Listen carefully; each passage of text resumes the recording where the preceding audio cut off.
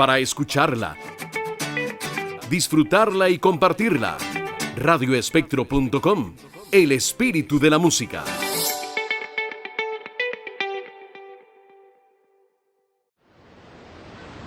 En Uvita de Osa, Punta Arenas, Camping y Cabinas El Tecal, a solo 300 metros del Parque Marino Ballena. Te ofrecemos un ambiente familiar para sentirte como en casa. Además, cabinas totalmente equipadas, suites, amplio y seguro parqueo, 2 piscinas, ranchos equipados y además cabañas frente al mar en el oasis del Tecal. Búscanos en Facebook como Camping y Cabinas El Tecal o contáctanos al WhatsApp 506-8301-4822.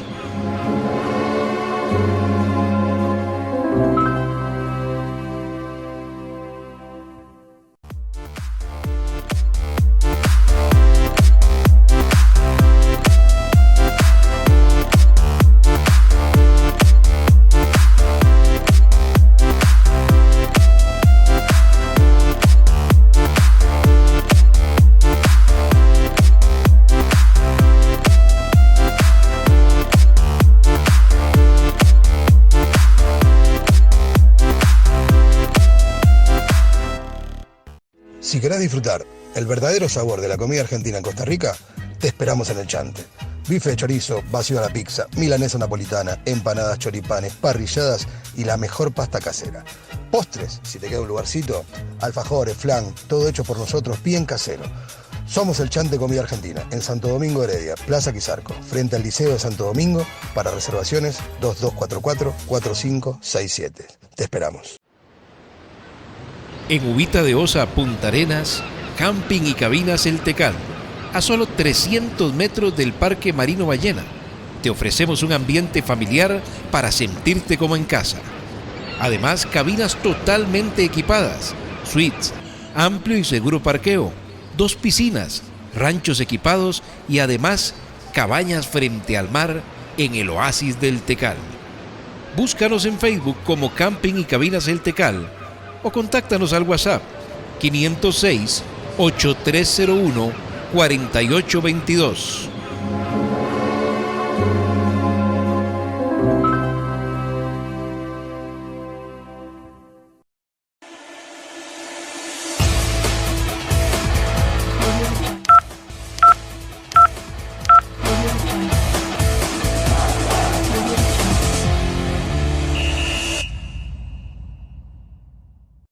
Amigos de Selfie Futbolero, el placer enorme de saludarlos. Bienvenidos acá a través del Grupo Más Televisión. Bueno, qué invitado de lujo. Nos damos el gusto y el honor de tener en esta edición don Marco Antonio Rodríguez, que sin duda alguna, y lo hemos revisado a criterio de los especialistas, el mejor árbitro mexicano de la historia. Uno de los mejores árbitros de la historia en CONCACAF, porque sus atestados así lo dicen. Así que verdaderamente es un lujo tener a una figura del fútbol mundial, como hemos lanzado la expectativa todos estos días. Don Marco, primero que todo saludarlo, bienvenido a Costa Rica a través de los canales Telered y Telesistema del Grupo Más Televisión y en su programa Selfie Futbolero, un placer. Bueno, el placer es mío, gracias a todo, a Selfie Futbolero, al pueblo amado de Costa Rica, gente muy linda. Cuando yo pienso en Costa Rica y asocio la idea de la nación, recuerdo muy buenas experiencias en tu país. Es un país hermoso, maravilloso, con gente muy trabajadora, muy linda y muy compatible. Cuando yo iba con ellos había mucha afinidad en muchos puntos de vista y bueno, es un placer estar con ustedes. Igualmente el cariño para el pueblo mexicano y la admiración, porque definitivamente es uno de los destinos que más agrada al costarricense, ir a México y la hermandad que existe, ¿verdad? Que a veces la gente cree que las rivalidades del fútbol y todo eso no tienen absolutamente nada que ver. Verdaderamente creo que hay un cariño muy grande entre pueblos, México y Costa Rica, y eso también me motivó, porque uno se siente feliz de que gente de nuestra área, don Marco, como usted, tenga tanto éxito y haya tenido tanto éxito, ¿verdad? Y eso lo llena uno de orgullo realmente, don Marco. Sí, muchísimas gracias por sus palabras. Fíjate que hablando un poco en el tema de la hermandad del polo tico, el mexicano, yo fui el primer árbitro que apostó por un asistente tico. Recuerdo que en esa época, te puedo ir comentando si tú lo deseas. Usted es el dueño del programa hoy. Gracias. Para el periodo del 2006, que fui como árbitro al Mundial, la FIFA te daba la oportunidad de escoger tus asistentes. Y yo conocí a Leonel Leal en un premundial en San Luis, Missouri, sub-17, y vi sus actuaciones y yo dije, este chico tiene talento, o sea, es buen asistente. Y de pronto rompí paradigmas, sí hubo una cierta presión de por qué no de una nación, que todos mexicanos. Dije, no, yo voy a agarrar talento, no, mire, la calidad no tiene pasaporte, y aparte, Leonel Leal mostraba indicadores de principios de una persona leal, fíjate, de una persona con valores. Le hacía honor a su apellido.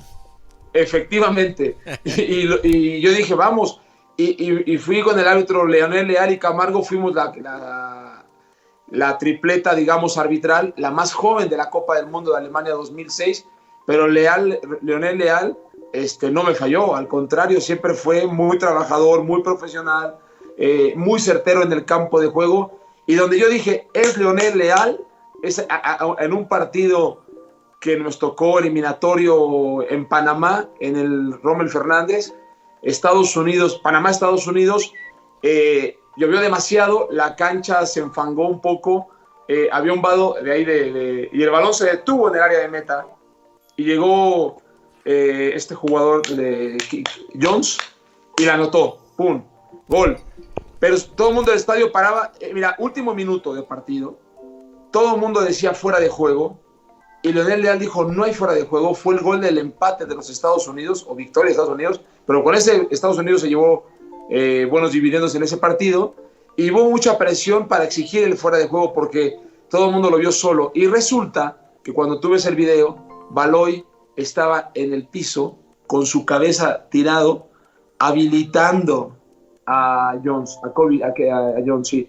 Y me gustó que tuvo los pantalones, los arrestos, la fortaleza, la gran convicción tica para triunfar, y dije, este chico se va conmigo al Mundial. O sea, en esos momentos es cuando ves a un árbitro. Claro, definitivamente. ¿Y tuvo más encuentros con él o simplemente esa oportunidad? No, fuimos a Qatar juntos, nos invitaron a Qatar algunas veces, estuvimos en varios premundiales, estuvimos en varios mundiales, y en Alemania 2006, ahí se consolidó nuestra amistad y nuestro trabajo profesional, pero después CONCACAF me lo quitó, Centroamérica me lo quitó. Yo dije, no me quiten a Leonel Leal, si yo fui el que aposté por él, o sea, no me lo quiten, es parte de mi equipo. Pero bueno, se lo llevaron a Batres de Guatemala, se lo llevaron para ser parte del equipo de Carlos Batres de Centroamérica. Entendí que así era la política deportiva en el tema de la asignación, pero me dio mucho gusto que hayamos podido hacer equipo juntos para poder trascender. Don Marco, cuando una persona triunfa y lo hace al estilo y al nivel suyo, y lo he escuchado en muchas entrevistas, en muchas intervenciones suyas en la televisión, le he seguido la huella, como dirían popularmente, y me transmite, yo tengo esa percepción de la vida. A veces las personas, por su voz, por su forma de expresarse, me transmiten credibilidad, confianza y otra serie de temas, o me transmiten todo lo contrario. Y en el caso suyo yo digo, bueno, esto de don Marco, claro que tiene que ver con lo que él fue fomentando con el paso de los años, pero tiene que ver principalmente con un hogar que le dio muy buenos principios. Entonces me gustaría saber un poco, porque usted se crió en la Ciudad de México, ¿verdad? Ahí pues arrancó su vida, y me gustaría saber cómo fue ese inicio, cómo fue esa etapa donde sus padres le inculcan y logran hacer el gran ser humano que usted hoy es y que nos transmite a través de los diferentes campos donde participa. Sí, pues mira, gracias a Dios, mi papá, qué importante es la confianza de un padre, muy importante. Mi papá siempre fue una persona que literalmente, si había que quitarse el pan de la boca por impulsar a sus hijos, lo hacía. Y bueno, gracias a Dios lo tengo vivo, pero siempre fue una persona que decía, inténtalo, tú lo vas a lograr. Nació esa confianza. Yo creo que fue un tema de confianza, de decir, ve e inténtalo. Y es verdad que cuando eres joven quieres probar muchísimos escenarios, ¿no? En mi caso, desde vender sándwiches, porque vendía sándwiches porque quería ganar dinero, de ser ciclista, de trabajar en una gasolinera. Desde los 14 años me daba pena pedirle a mis padres dinero, me daba vergüenza decirle, papá, ¿me das para ir al cine o para unos zapatos? Entonces, siempre fue como que en forma paralela estudiar la primaria, la secundaria, el bachillerato, pero al mismo tiempo empezar a laborar. Pero mi papá siempre nos impulsó, fui cantante, no me hagas cantar porque, porque no, ya no es lo mío. Ya le iba a decir que tiene cierto parecido con Carlos Gardel, ¿verdad? Ah, bueno. Por el chiquipeinado. Y bueno, pero al final la realidad es que lo importante es empezar a tener ese respaldo de parte de papá. Mi madre lo mismo, mi madre igual, pues cariñosa, sí exigente, más exigente mi padre. Mira, mi papá siempre nos enseñó de hablarle de usted. Ahora yo, perdona, pero yo hoy te hablo de tú por la cuestión de que a la gente no le gusta mucho que de usted. Pero algo que yo valoro del pueblo tico es ese principio, es su sello. Es la característica de ustedes, el usted. Señor, eso, yo amo esa parte. Pero la realidad es que somos como extraños hablando así. Porque el mundo quiere que hables de tú, ¿me entiende? Y entonces en ese momento, cuando hablo de usted, me dicen, háblame de tú. Bueno, ya me he hecho más del tú. Pero mi papá es ese principio. Es ese principio muy tico. De por favor, respeta a la gente, háblale de usted. Cuidado, le hables mal a un adulto mayor o a alguien mayor que tú. Entonces todo ese tipo de principios te van formando. Y algo que mi papá también nos enfocó mucho fue el no robar. O sea, el ser directo, no roben, no quiten, no sustraigan lo que no les corresponde, no es tuyo, devuélvelo. Todo ese tipo de valores y principios. Y luego, obviamente, Dios, porque sí está Dios en nuestra vida. Más que una religión, es una relación. Sí hay una relación con Dios.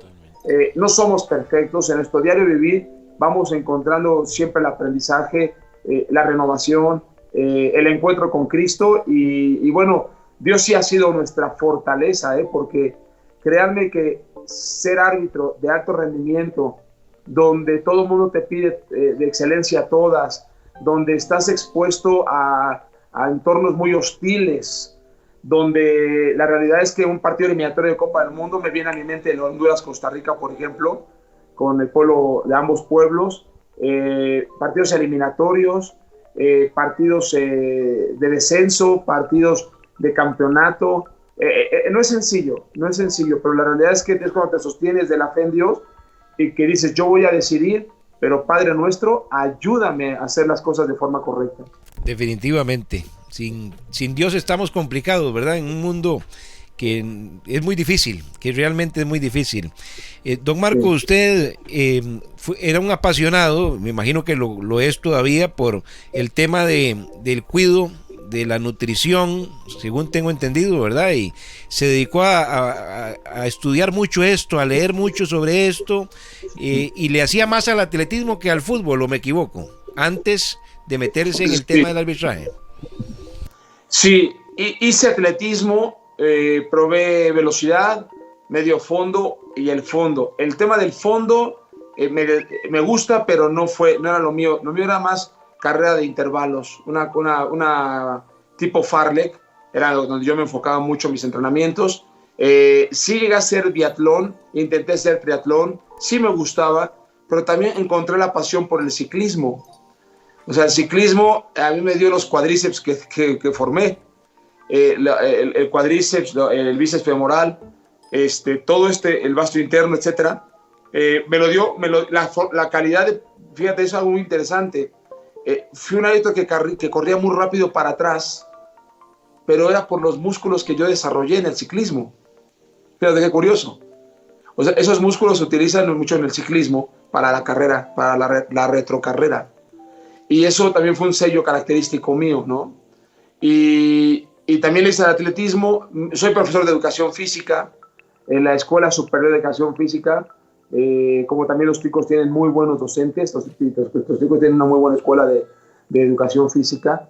Ahí ves mucho lo que es la fisiología, los sustratos energéticos, la nutrición, sí, teoría del entrenamiento, etcétera. Pero bueno, ahí lo vas aprendiendo y lo vas llevando de manera paralela a tu carrera profesional.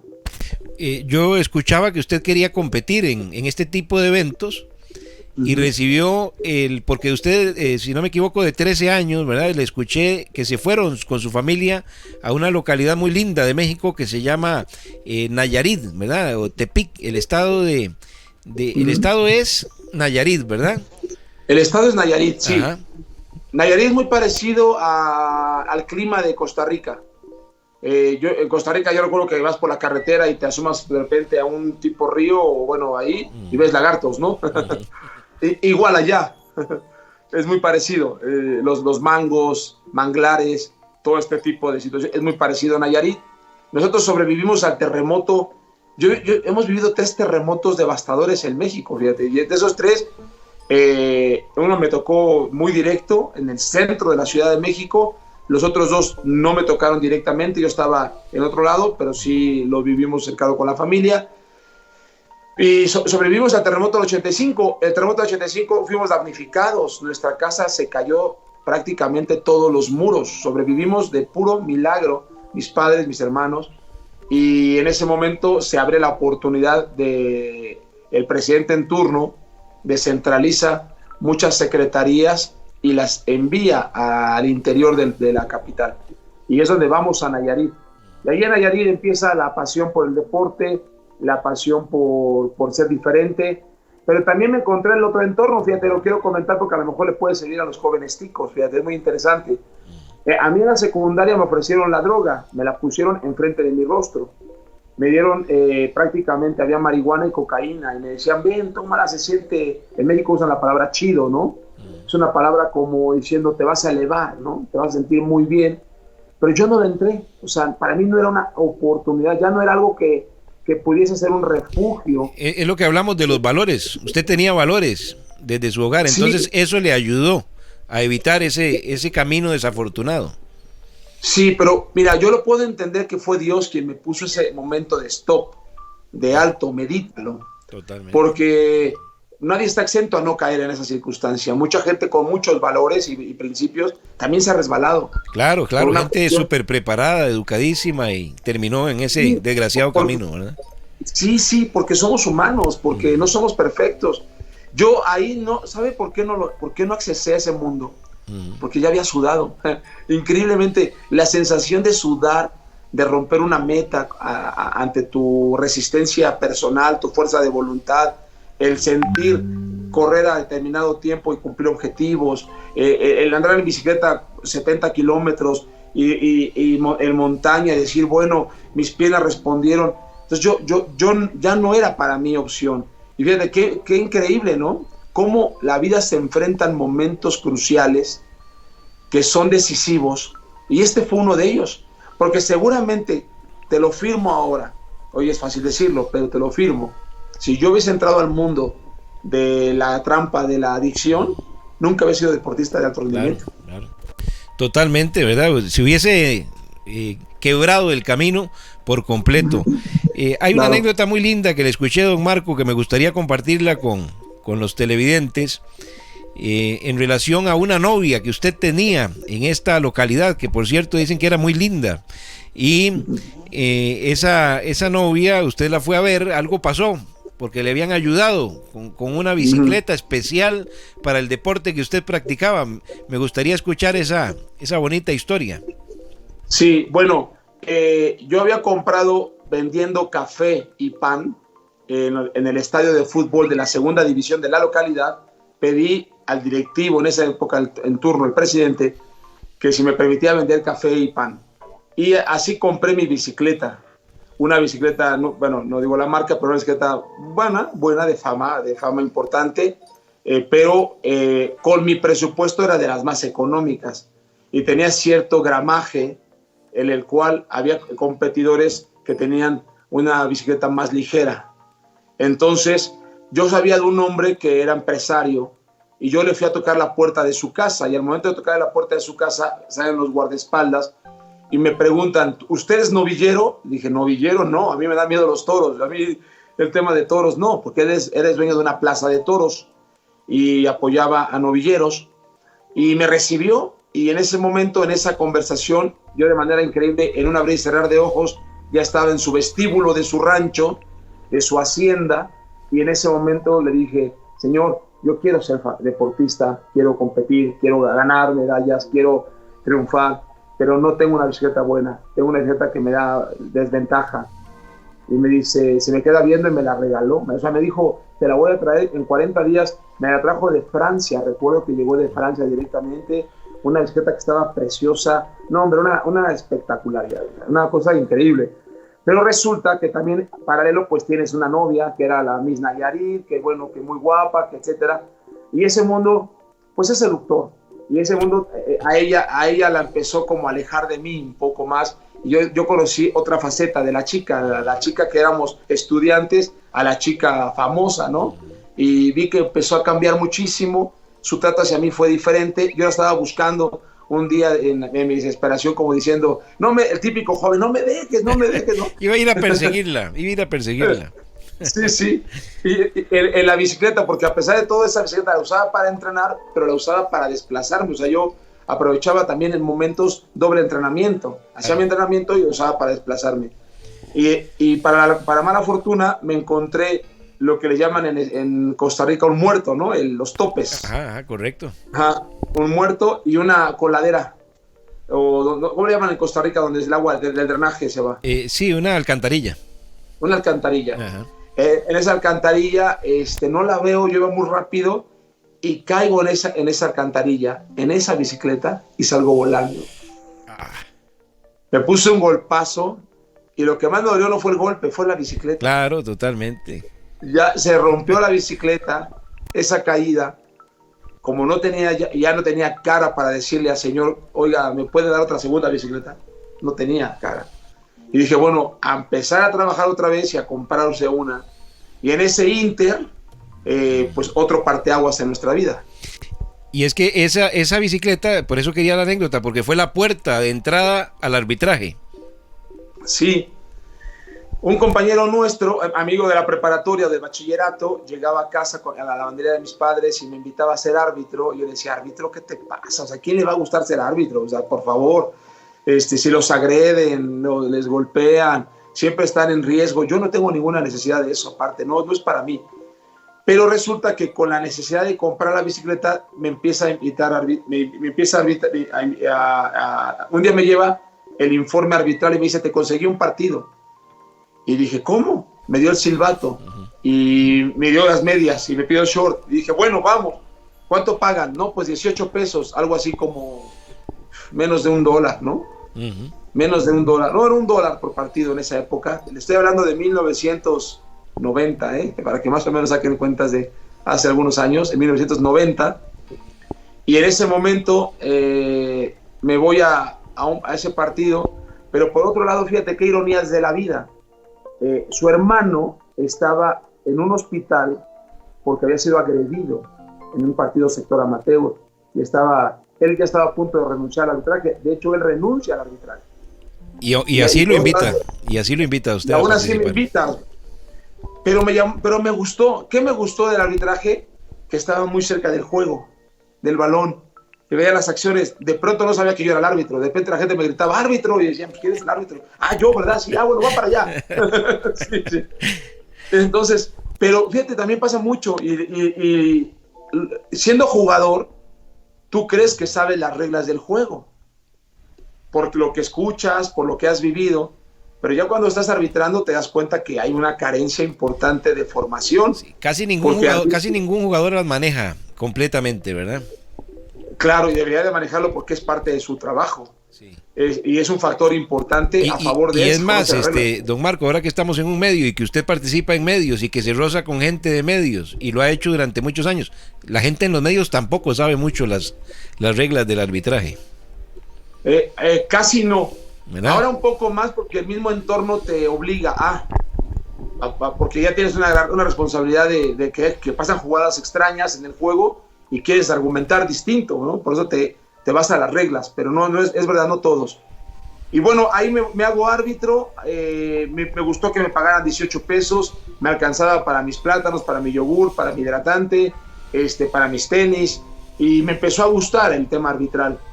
Pero un día estaba el Mundial de Italia 90 también, estaba jugando, el día que recuerdo ese Mundial, que yo grité con Costa Rica, me acuerdo porque creo que le metieron un gol, creo que fue Alemania o aquí, recuérdeme. No, Costa Rica jugó con Escocia, con Suecia y con Brasil. Le ganamos a Escocia, le ganamos a Suecia y perdimos ante Brasil. Exacto, pero sí, que fue la revelación del Mundial. Ajá, Costa Rica, correcto, que es una sensación con Gabelo Conejo, me acuerdo del portero del Conejo, claro. Gabelo Conejo. Es más, yo que de repente me sentía Gabelo Conejo, no era portero, pero me sentía Gabelo Conejo. Y bueno, pero esa sensación del Mundial, empecé a ver mucho el fútbol y estaba un árbitro codesal uruguayo-mexicano que dirigió Camerún-Inglaterra y posteriormente le dan la final de Argentina-Alemania. Y debido a eso, cuando llega mi compañero que recibe la designación codesal, llorando a la lavandería de mis padres, donde yo estaba trabajando, me dice que un mexicano dirigiría la final del Mundial. Entonces dije, a ver, esto me movió. Se le encendieron las lamparitas, como dirían por ahí, ¿verdad? Sí.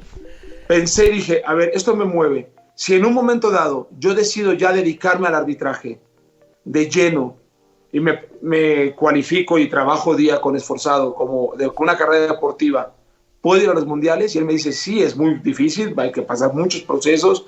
Le dije, perfecto, ya voy a iniciar formalmente. Voy a 3 mundiales y me retiro. Y en el tercero arbitro la final del mundial y me retiro. Yo siempre en mente tuve 3 mundiales y retirarme. De hecho, a mi madre, cuando dejo Tepic, que después siempre también fue la ilusión mía ser profesor de educación física, y que dejo Tepic, le mandé una carta donde le dije, mamá, no te abandono, no me voy de tu corazón, te amo, madre, pero tengo un sueño y quiero ir a los mundiales. Y quiero ser profesor. Desde niño quise ser profesor. Desde los 8 años yo dije ser de educación física. Le dije, mamá, me voy a la carrera, pero voy a llegar a 3 mundiales y me retiro, mamá. Me voy al mundial. Y cuando estaba yo, me adelanté un poco al tema de la entrevista, pero cuando yo estaba en Brasil, mamá me recordó esa carta. Ahí se movieron todos los sentimientos, ¿verdad? Me imagino. Un montón de momentos encontrados, ¿verdad? No, bueno, uno no dimensiona la ruta. Y es bueno no dimensionar la ruta, porque a lo mejor si dimensionas los procesos, lo complejo que va a ser, lo difícil, quizá no se hiciera. Qué bueno que no sabemos toda la historia. Claro. Eso es precioso, porque en todos los entornos, familiar, en un proyecto de negocio, estudiante, etcétera, porque, insisto, quizá el dolor, el sufrimiento, la ausencia, también los éxitos, etcétera, y todo lo que conlleva esta ruta, quizá nos hubiese debilitado, pero lo mejor fue tener claro el objetivo, y de ahí nunca nos salimos del objetivo. Ahora que usted dice todo ese camino difícil, del cual algo nos pueda resumir, hay una cosa muy linda que dice en el fútbol a sol y sombra, de Eduardo Galeano, sobre los árbitros. Dice, los derrotados pierden por él y los victoriosos ganan a pesar de él. Coartada de todos los errores, explicación de todas las desgracias. Los hinchas tendrían que inventarlo si él no existiera. Durante más de un siglo, el árbitro vistió de luto. ¿Por quién? Por él. Ahora disimula con colores. ¿Qué le parece? Sí, tiene razón, pero el árbitro es un rol que tienes una estructura interna muy distinta. Totalmente, porque ninguna esposa, ningunos hijos, ninguna madre creo que quiere el arbitraje para su hijo, ¿verdad? Por todo lo que sufre alrededor. A mí me agredieron, a mí estuvieron a punto de matarme en el primer proceso, en mi primer año de arbitraje. De hecho, aquí tengo una cicatriz y acá, en la boca, porque en el sector amateur yo expulsé en una final a un jugador por conducta violenta. Este hombre sale del campo de juego y se golpeaba con un tubo en la cabeza de violento que era. Y a los 4 días me lo encuentro en el campo otra vez, en otro partido, en otro equipo, en un torneo de barrios, que le llaman torneo de barrios, y lo expulso otra vez, y cuando lo expulso, mi error fue voltearme y me puso un golpe en las cabezas. Y caigo casi desmayado, y el jugador corrió a la banda y había, como suele suceder en el campo amateur de tierra, ahora casi ya tienen casi algunos pastos sintéticos, pero agarró una piedra así y me la aventó al rostro. Yo no perdí el conocimiento y alcancé a quitarme rápido el golpe y me pasó de este lado. Cuando llega eso, mi mamá me dice, renuncia a eso, hijo, no me gusta para ti. Y le dije, no, madre, esto... Dicen que árbitro que no le han golpeado no es árbitro. O sea, no quiero que me agredan, pero ya sentí la agresión pues, pero me gusta el arbitraje, voy a continuar. Bueno, aquí había un personaje, don Marco, le cuento que en la Federación Costarricense de Fútbol había un personaje que le hacía la prueba a los árbitros. Entonces llegaban a la ventanilla de la federación, corrían la ventanilla, sí señor, ¿a qué viene? Bueno, disculpe, mire, es que yo quiero ser árbitro, quiero inscribirme para ser árbitro. ¿Y usted por qué va a ser árbitro? Hijuetal, le mentaba la madre el que estaba detrás de la ventanilla. Entonces el otro se le enojaba y le decía, ¿qué le pasa? ¿Por qué me mienta a mi madre? ¿Qué le pasa? No, usted no sirve para ser árbitro, puede retirarse. Era la prueba en la ventanilla. Pues sí, vaya introducción. Sí. Pero bueno, es real. Así es. Es real. Don Marco, ¿cómo se puede resumir, antes de entrar a lo grueso de su carrera, toda esa etapa, como se diría en el fútbol, de comer zacate, de lo difícil, de la segunda división, de la tercera división, todo ese proceso, ¿cómo lo resumiría usted?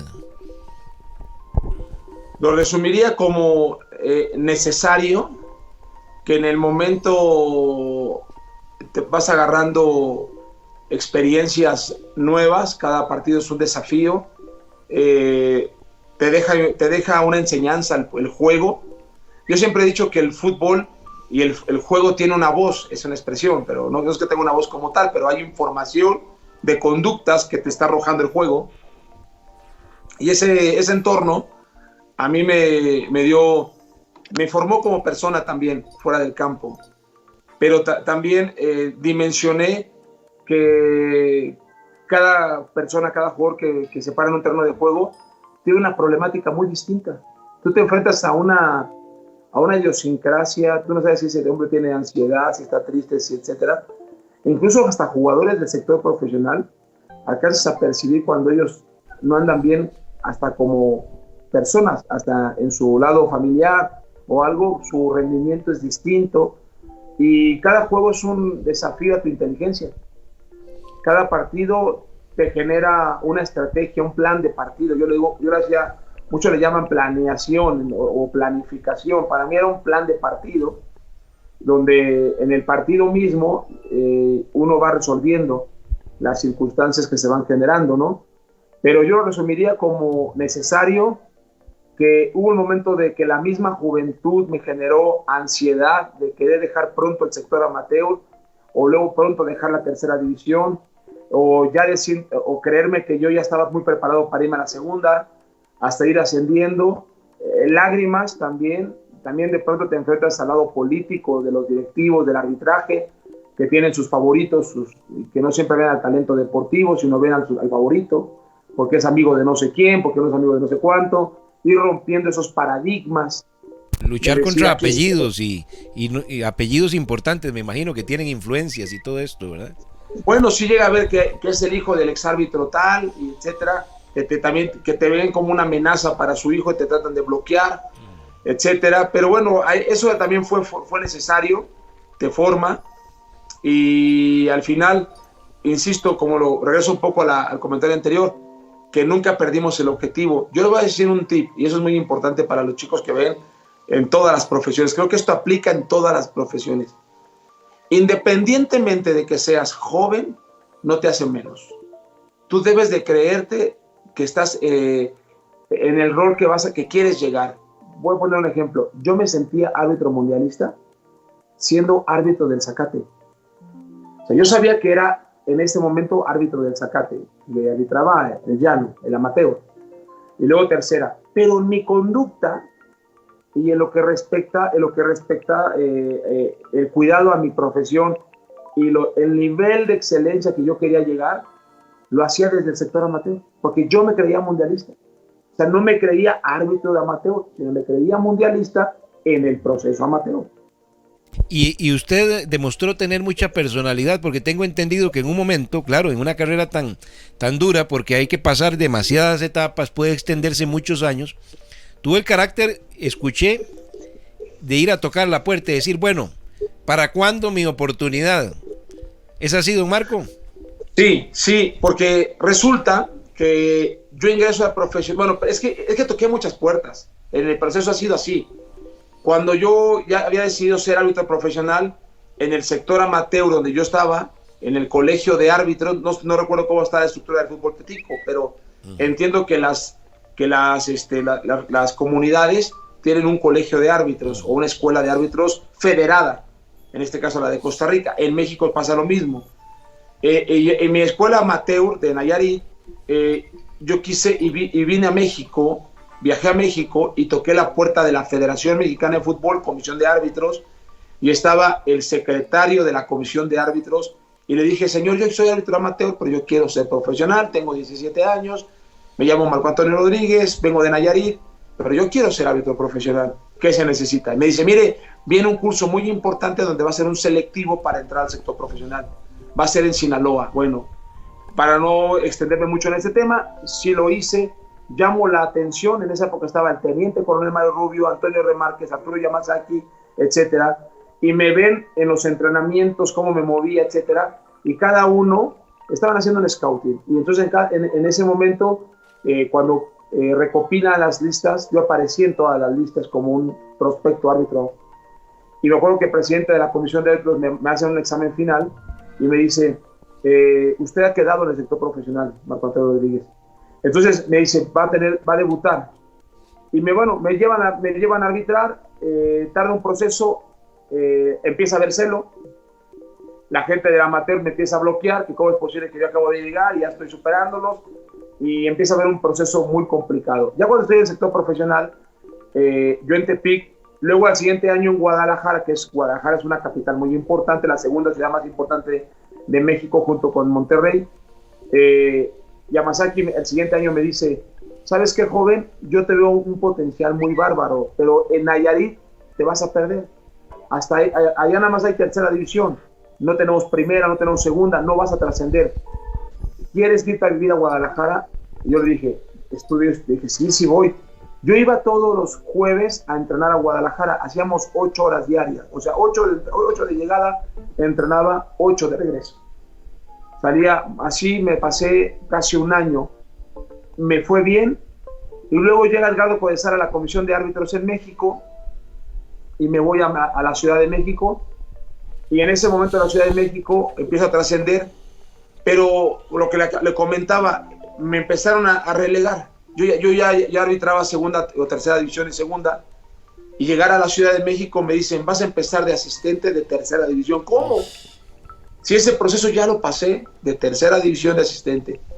Me generó frustración, enojo, empecé a darme cuenta que arbitraba mucha tercera división, ya dominaba la liga, ya era un hombre, ya tenía un cierto prestigio en la tercera división, arbitrando finales y todo, pero la comisión de árbitros me empezó a relegar porque había intereses de familiares y demás. Hasta que un día le dije a mi esposa, porque mi esposa fue árbitro, ojo, mi esposa fue árbitro, y me conocía mucho, somos maestros de educación física los dos, y mi esposa, yo le dije, ¿sabes qué, amor? Si no me van a dar apoyo, no quiero vivir el arbitraje todo el tiempo. Si no tengo calidad, yo creo que la tengo, pero eso le pasa al deportista, también le pasa al futbolista, ¿eh? Claro. De repente empieza a dudar, de decir, oye, ¿verdaderamente tendré el talento para esto? ¿Por qué no me toman en cuenta los entrenadores? ¿Por qué no voy al once inicial? ¿O por qué no me dan partido como árbitro? ¿Me entiendes? En ese sentido, viví y recuerdo que toqué la puerta a un exárbitro, Maximiliano Couret, que estaba en una reunión de entrenadores de las fuerzas básicas del arbitraje. Le toco la puerta y le dije, señores, si yo no sirvo, díganmelo. Yo no quiero estar en tercera división toda la vida, yo no nací para eso. Y me acuerdo que me abrazó y me dijo, joven, vas a tener tu oportunidad, tranquilo, yo te entiendo. Y al final, fíjate, gracias a Dios, sí se dio esa oportunidad. ¿Y de qué manera? Y de qué manera, ¿verdad? A pesar de que también escuché por ahí de que le jugaron una pasada fea por novato, ¿verdad? Cuando arrancó en la primera división, y sus compañeros viajando en avión y usted trasladándose, ¿verdad? Porque no quisieron. Y esto sucede mucho, ¿verdad? A veces se hace por bromistas, a veces se hace por maldad en las empresas, en los trabajos, cuando una persona va apuntando alto y se ve que trae pasos pesados, ¿verdad? Entonces genera una situación incómoda en los compañeros. También lo sufrió eso, ¿verdad? Sí, es una carrera. Es que no hay muchos espacios. Es una plaza deportiva la que tú tienes que ir a conquistar. Porque recuerdo que gracias a que me dieron la oportunidad, voy a un torneo nacional y yo debuto en un partido expulsando a Hugo Sánchez. En un torneo que se llamaba Pachuca Cuna del Fútbol Mexicano, venía Butragueño, Michel y Hugo. Y yo no recuerdo que era Hugo, la verdad es que tú estás tan joven que no ves que sea Hugo. Y no lo haces. Yo nada más vi que ya estaba amonestado y le gritó al asistente, le protestó. Y con la convicción reglamentaria, fuera, doble amarilla, usted está expulsado. Lo echamos a Hugo. Debido a eso, Codesal empezó a haber mucha presión de los medios de comunicación de que siempre los mismos árbitros y que no había rostros nuevos. Entonces el entorno de la atmósfera que demandaba rostros nuevos obligó a la comisión de árbitros a recurrir a las fuerzas básicas del arbitraje. Y empecé yo a llamar la atención y un día me dan mi debut en primera división, Atlante Pumas en Irapuato, una ciudad que está como a 300 kilómetros México en carro de la Ciudad de México a Irapuato. Pero mis compañeros que eran experimentados, nadie me dijo cómo llegar, cuánto se cobraba. Yo no pensaba ni siquiera en ese momento cuánto se cobraba. O sea, para mí era lo menos importante, era el partido, era la experiencia, era el momento que habíamos anhelado, soñado. Nadie me decía que te reembolsaban los viáticos, en qué te tenías que llegar, nada. Y como nadie me dijo nada, pues me fui yo en autobús. Me fui en autobús a llegar a Irapuato, ellos ya estaban entrenando cuando yo llegué, con su avión, etcétera, y demás. Pero Edgardo Codesal, el presidente de la comisión de árbitros, fue a ver mi debut. Estuvo ahí en el estadio. De hecho, hasta me regresé con él en su carro al final del partido. Hasta eso sirvió para bien porque conversó mucho, me dio consejos, etcétera. Pero debido a que me dio ese partido, recuerdo que expulsé a Jarko Bukic, un croata, que un juego brusco grave, y lo expulsé. Y cuando baja Edgardo Codesal al vestuario me dice: bienvenido a la primera división. Bienvenido a la primera división. A partir de ahora, antes eras Marquito, hoy vas a ser el enemigo de muchos. Pero tú no bajes, tú continúas.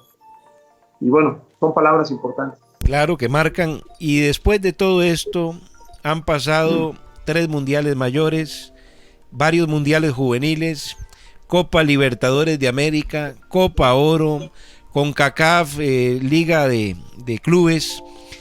Y bueno, ni qué decir de fútbol mexicano, finales, tantas historias y tantos momentos. Pero usted me marcó a mí, don Marco, con ese partido Brasil-Alemania, porque yo me he dedicado a estudiar la historia de los mundiales, desde Lombardi, que fue el primer árbitro en el partido Francia-México en 1930, y he visto finales, y he visto videos, y he leído, y son pocos los árbitros que demostraron el carácter y la determinación que usted mostró en ese partido. Y ahí usted me terminó de comprar. Yo gané admiración absoluta porque usted se enfrentaba a un montón de cosas, ¿verdad? Brasil, además de que es el único equipo con 5 Copas del Mundo que ha ganado en todos los continentes, arrastra una única deuda tremenda, que es no ser campeón en su casa. Y esa deuda le duele muchísimo a los brasileños. Yo creo que cambiarían muchos títulos por ser campeones en alguno, tanto en el 50 con aquel terrible maracanazo, donde también el carácter de aquel árbitro, que si no me equivoco era un árbitro de 58 años de edad, ¿verdad? El que dirigió ese partido. Y usted se para, y muchas veces quisieron venderle faltas dentro del área que nunca existieron, que cualquier otro árbitro hubiese encontrado el camino fácil, penal para el equipo local, con todo lo que puede haber alrededor de esto, pero qué personalidad la suya, don Marco, y permítame, que me imagino que se lo han dicho muchas veces, felicitarlo porque en ese partido, además de que fue su despedida de los mundiales y del arbitraje, usted me va a corregir si no es así, y de qué manera de salir por la puerta enorme, don Marco. Sí, qué increíble partido. La realidad es que la gente no sé si recuerda que ese mundial empezó muy adverso en el tema arbitral. Sí. En un partido Croacia-Brasil, en el penal que le marcan a Fred, el árbitro Nishimura, el japonés, en la inauguración. Sí, claro, cuestionadísimo. Yo a Nishimura lo quiero muchísimo, fue mi amigo, aprendí mucho de él. Usted conoce a los japoneses cómo son en busca de la excelencia, o sea, ellos el tema del honor no lo negocian, son muy trabajadores. Y Nishimura era un hombre muy competitivo. Y recuerdo cuando él falla o se le dan por mala el entorno mundial, aunque la comisión de árbitros sí se la dio por buena, ese penalti, el entorno mundial periodístico no, y aseguraban de que el mundo arbitral quería hacer campeón a Brasil, que la FIFA había ordenado que Brasil fuese campeón. Esas eran las conversaciones en los medios de comunicación, no sé si lo recuerda, hasta cuando Brasil elimina a Colombia, los colombianos, cuando queda fracturado Neymar o lesionado Neymar, aseguraban mafia, corrupción, que nosotros teníamos con una dirección de campeonar a Brasil, que lo llevaríamos de la mano al título, ¿no? Y no es verdad. Simplemente arbitramos. Yo me acuerdo que en el partido Colombia-Brasil, Carlos Velasco Carballo, actual presidente de la Comisión de Derechos de España, amigo mío, yo le dije, Carlos, hay partidos que el que le arbitres, estos jugaron al estilo Copa Libertadores, al estilo eliminatoria sudamericana, no al estilo Copa del Mundo. Salieron a eso. Sí, con todo. Con todo, a frenar el juego. Bueno, recuerdo que también en esa situación, cuando me dan a mí, cuando dicen designaciones, decían, anunciamos las designaciones. Y yo recuerdo que yo en mi corazón dije, me retiraré en la final de la Copa del Mundo. Yo le he dicho, mujer, yo voy a evitar la final de la Copa del Mundo. Cuando dan la designación de la semifinal, Brasil-Alemania, y me lo dan a mí, el primer golpe psicológico a mi corazón fue decir, ya no arbitrar la final. O sea, fíjate lo que es en ese momento, pero después respiré y vi que todos los compañeros me felicitaron. Le hablo a mi esposa y me dice, oye, ¿ya dimensionaste el partido que tienes? Y le digo, no, bueno, el Brasil-Alemania, la historia, etcétera, ¿no? Dice, no, es que ese partido no se lo dan a cualquiera. No.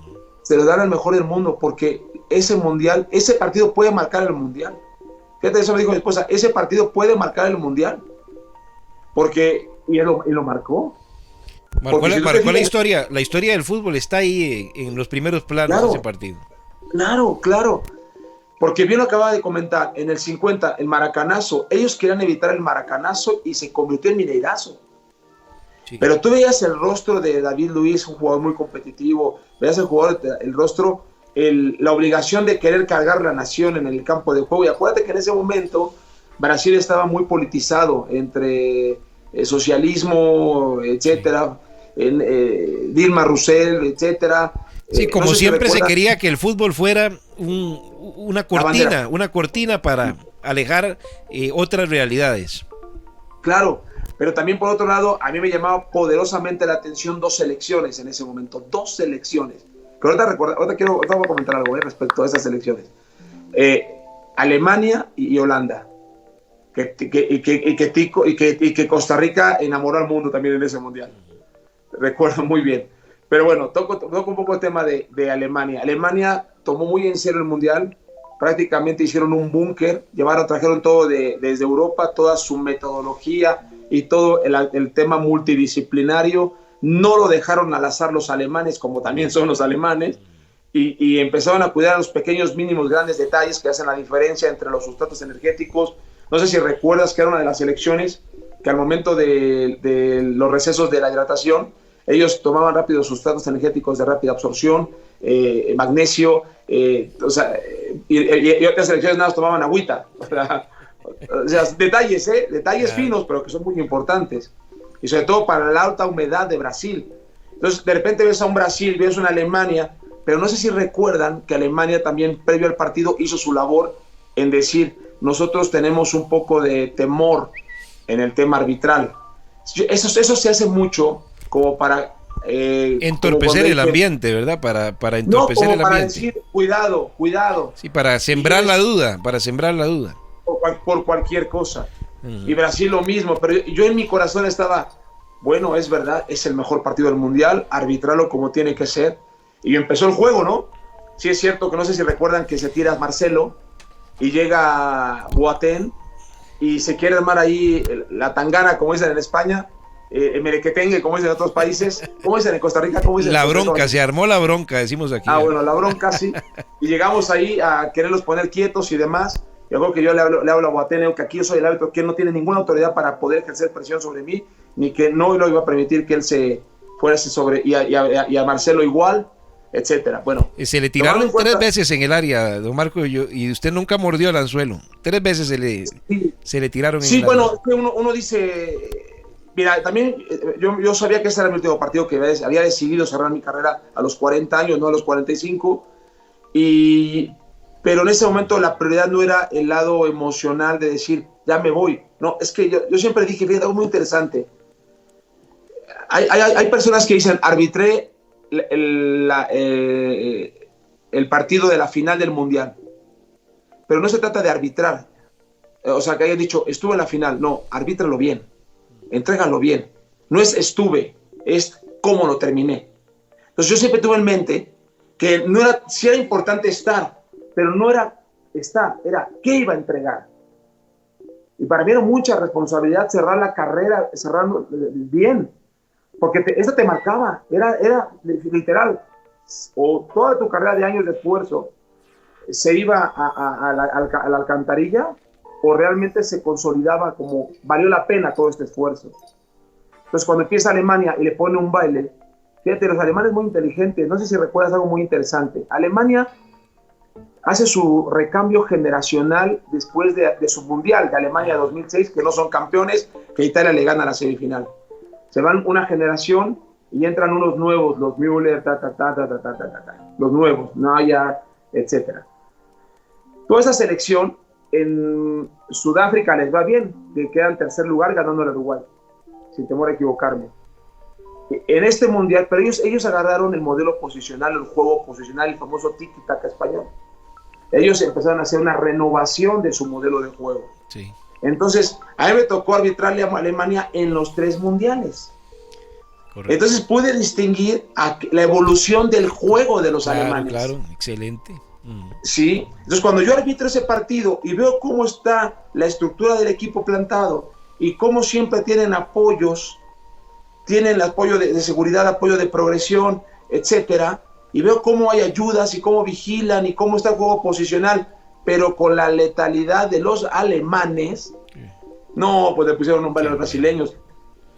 No sé si recuerdas los goles, los brasileños querían ir para acá y cuando querían ir por eso me queda la inquietud, ahí adentro, en una semifinal de Copa del Mundo, al otro lado estaba Argentina. ¿Usted se imagina lo que hubiese sido esa final del Mundial, que era probablemente lo que la organización buscaba, un Brasil-Argentina en una final de Copa del Mundo?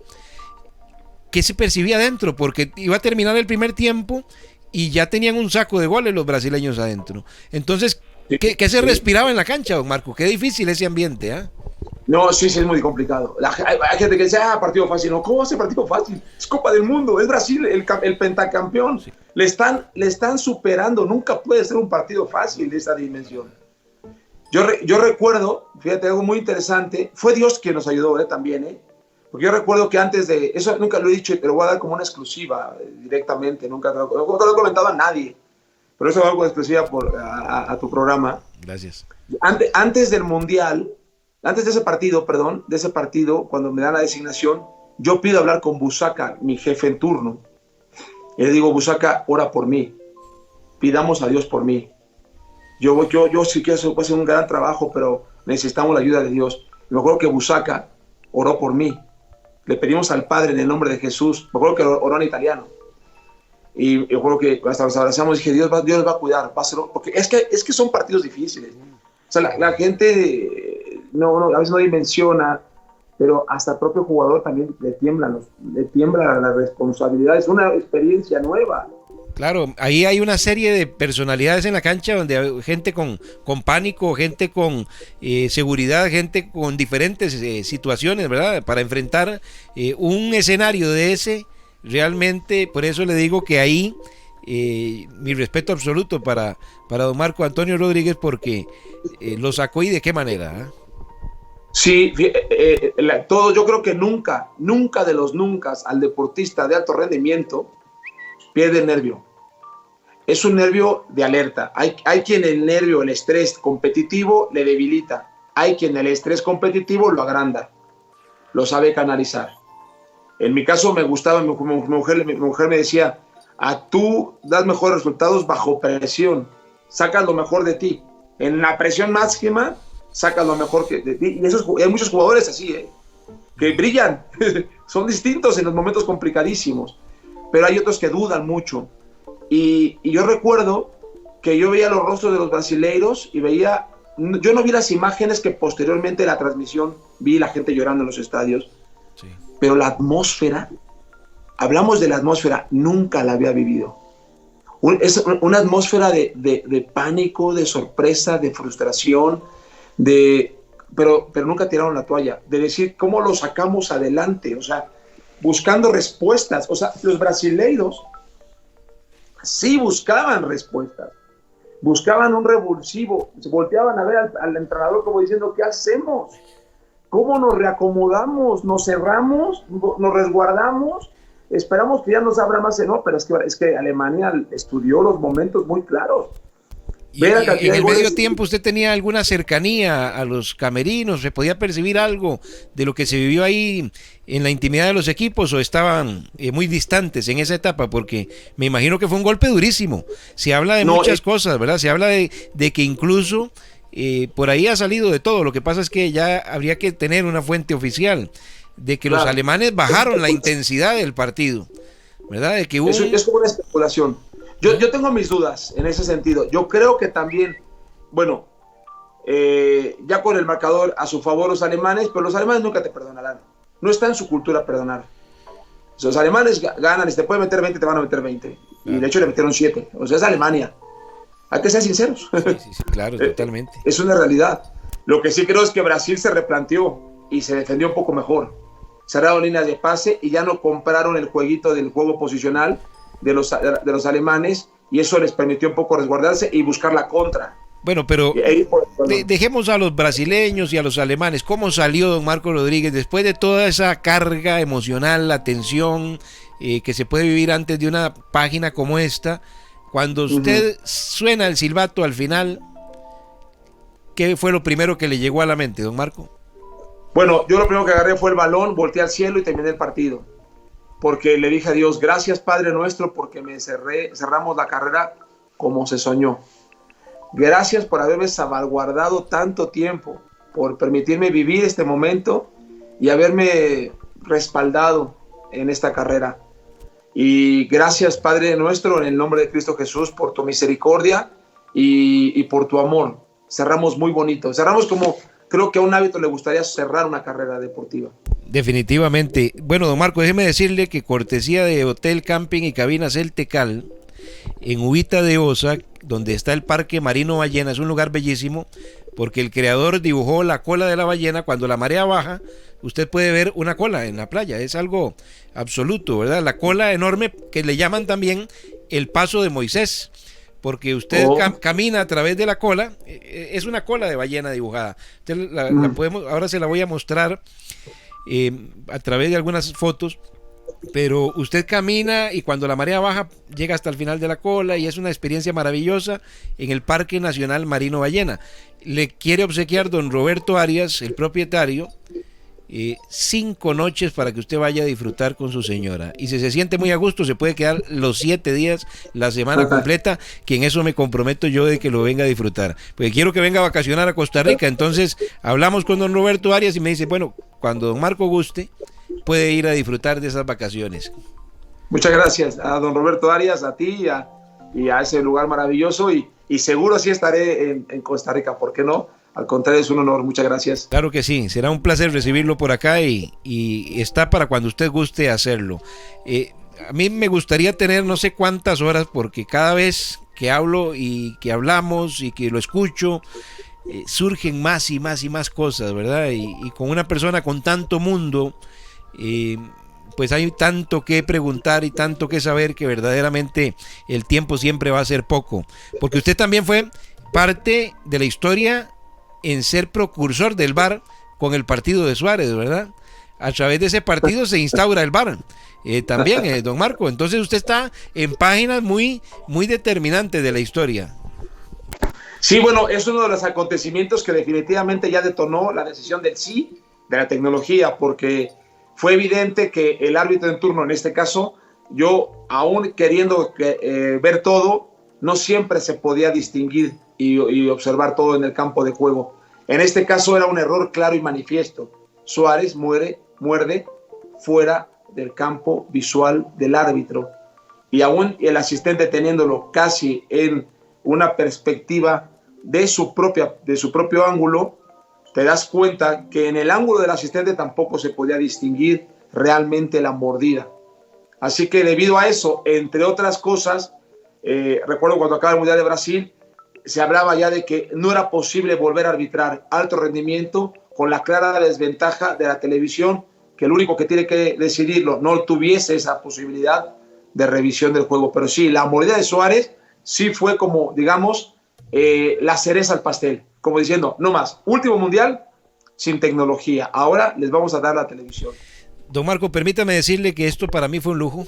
Me he sentido muy emocionado porque yo soy un amante de esta profesión y estas cosas emocionan. Usted que ha vivido de emociones a través de su profesión me entiende perfectamente. Y la gente que sabe cuando se quiere lo que se hace, que estas cosas y estos momentos determinados generan emoción.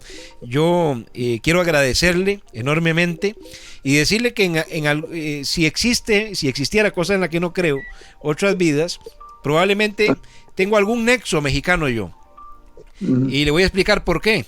Bueno, yo siempre he dicho que soy argentinófilo. La gente va a decir, no, ¿de qué está hablando Jeremy? ¿Quiere pasarle, como decimos aquí, la brocha a don Marco? No.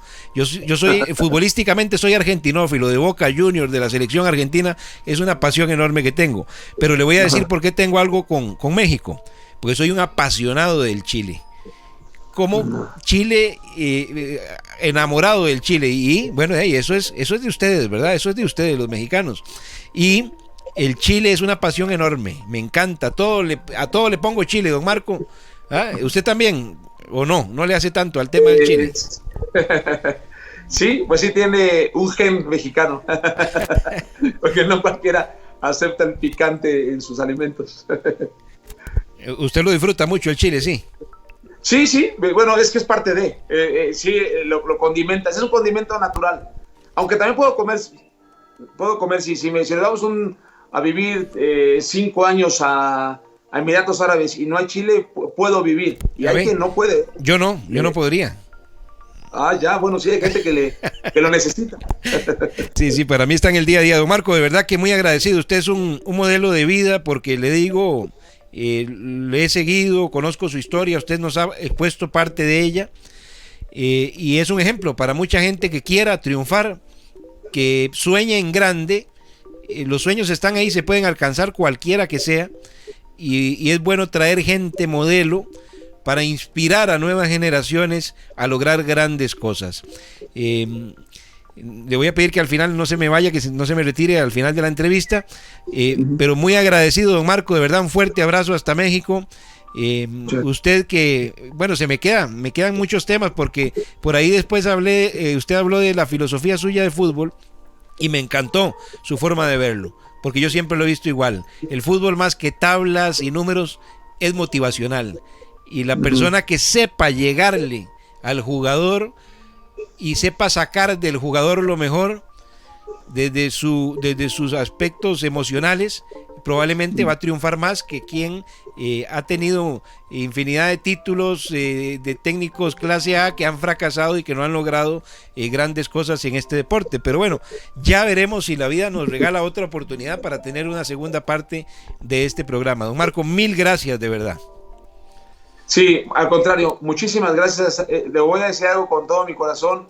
Es de las entrevistas que más he disfrutado porque se ve que hubo un trabajo previo para poder interactuar y que su gran audiencia se enriquezca de esta entrevista. Felicidades, felicidades por su trabajo y con mucho gusto si en un futuro cercano necesita una nueva entrevista, con mucho gusto. Y decirle a la gente que usted es un perseverante, un gran perseverante, porque la gente no lo sabe, pero esta entrevista la tuvimos que ir prolongando por días, que no se hizo tal día, hasta que hoy la pudimos hacer, por dificultades no se había podido hacer antes, pero mire, ya llegó el momento y es un honor, y que Dios bendiga a ese pueblo amado de Costa Rica, su gente, sus mares, sus niños, sus adultos mayores, que Dios los bendiga, los quiero mucho. Gracias a don Marcos Rodríguez, gracias a ustedes amigos y nos encontramos la próxima semana si el Señor así lo permite.